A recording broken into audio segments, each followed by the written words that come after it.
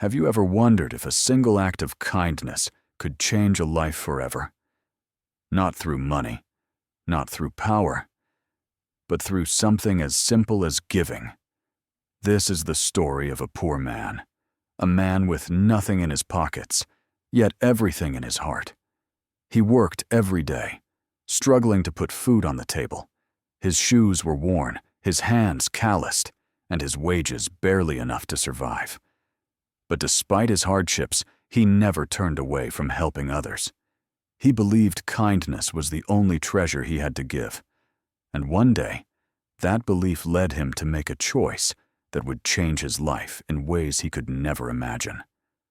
On that day, he donated blood to an unknown patient.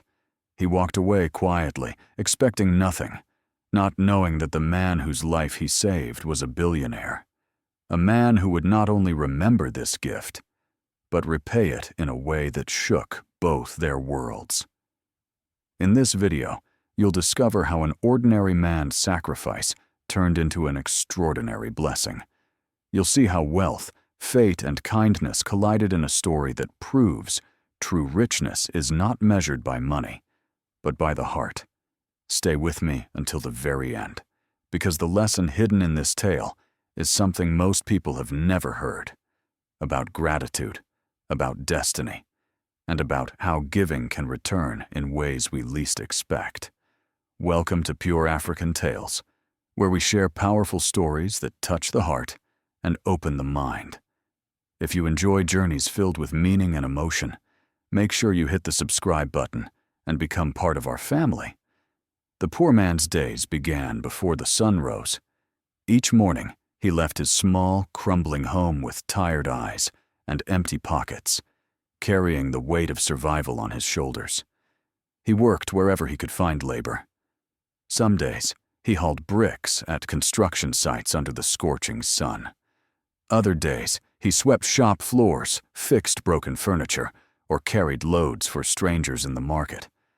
The work was never steady, the pay never enough. Yet he never refused a job. At home, his family waited. His wife kept the household together with patience and quiet strength, stretching every coin until it disappeared. His children looked to him with hungry eyes, not understanding why dinner was sometimes just a piece of bread. Their clothes were worn, their shoes too small, but their smiles lit his evenings. The landlord often knocked on the door, demanding rent. Bills piled up, and neighbors whispered about their struggles. Sickness sometimes crept into the family, coughs that lingered, fevers that returned. But doctors cost money, and money was a luxury they did not have. Still, the poor man did not complain. He carried his pain silently, shoulders bent, but spirit unbroken. In every hardship, he found reasons to keep moving, and what made him different was this: even when he had almost nothing, he found ways to help others. If a hungry child in the street asked for food, he would share half of his own. If an old neighbor struggled to lift water, he would step in without being asked. He believed kindness was not about wealth, it was about the heart. Often, his own family questioned him. Why give when we ourselves have so little? But he would smile gently and say, because tomorrow, it could be us in need. And if we give today, perhaps someone will give to us tomorrow. Day after day, he carried this spirit into a world that gave him little in return. His clothes grew more faded, his body more tired, yet his will to help never faded. The city never noticed him. To most, he was invisible, a poor man blending into the background of crowded streets. But life has a way of seeing what others ignore. And it was this unseen kindness, carried quietly in his daily struggles, that would soon lead him into the moment that would change everything. One afternoon, as the poor man returned from a long day of labor, a call spread through the neighborhood. The hospital nearby was in urgent need of blood. A patient's life hung by a thread, and no donor had yet come forward. Most people turned away. Some were afraid. Others said they were too busy. But the poor man stopped. He was tired, his own body weak from hunger and work, yet his heart did not let him walk past. Without hesitation, he stepped inside the hospital. The smell of medicine and the hurried footsteps of doctors filled the air. A nurse looked at him with surprise. "Are you here to donate?" she asked. He nodded firmly. They checked him quickly. His hands were rough, his veins thin, but his blood matched. And in that moment, the poor man lay back on the cot, letting life flow out of him so that another could live. He never asked who the patient was.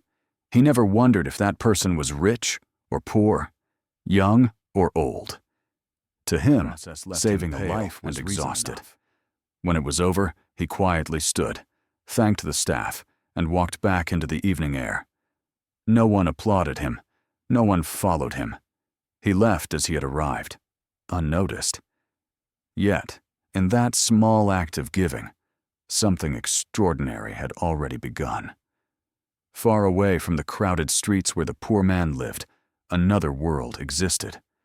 A world of shining towers, expensive cars, and guarded mansions. At the center of it all was a billionaire, a man known for his power, his wealth, and his influence. To the public, he was larger than life. His name appeared in newspapers, his face on magazine covers.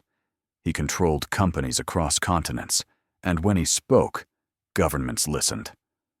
From the outside, he had everything a human being could desire. But behind closed doors, the truth was different. His wealth surrounded him, but so did silence. His mansion was grand, yet empty. His dining table stretched long, but no family sat with him. He had admirers, employees, and followers, but not a single person who truly knew his heart. And then came the illness. At first it was small, a weakness he ignored, a fever he brushed aside. But soon it grew worse. His body, once strong and commanding, began to fail him. Doctors rushed, machines beeped, and for the first time in his life, his empire could not protect him. One night, his condition became critical. The doctors whispered that only an immediate blood transfusion could save him. The hospital staff searched desperately, calling out for help. Minutes felt like hours, and his life slipped closer to the edge. Then, almost like a quiet miracle, a donor arrived. A man no one expected. His blood matched, and the transfusion began. The billionaire's chest rose and fell. Slowly, color returned to his face. The danger passed. Life, which had nearly left him, flowed back into his veins. When he awoke later, weak but alive, his first thought was not about his wealth, his businesses, or his empire. It was a single question that echoed through his mind. Who gave me this chance at life? The billionaire lay in his hospital bed, his strength slowly returning. Machines hummed softly around him. Doctors and nurses checked his pulse, and the weight of survival pressed heavily on his mind. He asked the question again, his voice quiet but firm. Who saved me? Who gave the blood? At first, the staff hesitated. Donors were usually anonymous, faces that disappeared once their part was done. But the billionaire was not a man easily denied. With a look, with a single command, the truth was brought to him. A nurse stepped forward, holding a small slip of paper. On it was the name of the man who had given his blood, a man who worked odd jobs, a man who barely earned enough to survive, a man from the very streets the billionaire's cars passed by without notice. The billionaire read the name again and again, as if it were a puzzle he could not solve. A poor man, he whispered. His voice trembled, something rare for him. It was hard for him to believe. He had lived his whole life surrounded by people who wanted something from him. Contracts, deals, favors, money. Yet here was a man who had given without asking, who had saved his life expecting nothing in return. For the first time, the billionaire felt small. His empire, his riches, his titles. None of them had been able to keep death away. But the kindness of a man with nothing had pulled him back from the edge. He could not shake the thought. Who was this man? Why had he given so selflessly? What kind of heart could exist in a life of such hardship? Day by day, as his body healed, the questions grew heavier. And soon, the billionaire made a decision. He would not send a gift. He would not send money through a messenger. No, this was something he had to do himself. He would find the man who had saved his life. The day finally came when the billionaire stepped out of his world of glass towers and luxury cars and into the narrow streets he had long ignored. His convoy of black vehicles rolled to a stop in front of a modest neighborhood, where children played barefoot and walls were cracked with age. Curious eyes followed him as he walked, but he did not care. He carried only one thought: to meet the man who had given him life. At the edge of a small alley, he stopped before a tiny house. Its paint was faded, its windows patched, its door old and weak. For a man who owned palaces, this was a sight that cut deep. He raised his hand and knocked. The sound echoed strangely loud against the silence inside. A moment later, the door creaked open. The poor man stood there, clothes simple, face weary, eyes filled with the struggles of daily survival. When he saw who was standing before him, he froze. His body stiffened. His breath, he had only seen on television or in newspapers, was now standing on his doorstep. For a long moment, neither spoke. The poor man's confusion grew heavier. Why was someone like him here? Why had he come to such a place? Finally, the billionaire lowered his eyes and said quietly, "It is you, isn't it? You gave your blood. You saved me." The poor man blinked, unsure if he had heard correctly. He nodded hesitantly, his voice barely a whisper. "Yes, I donated. But I didn't know who it was for." And then something unexpected happened. The billionaire, the man known for power, authority, and control, stepped forward and bowed his head, his eyes filled with tears. "Thank you," he said, his voice breaking. "You did not know me. You owed me nothing. Yet you gave me life when I was about to lose it."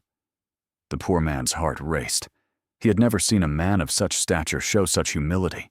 He did not know what to do, how to respond.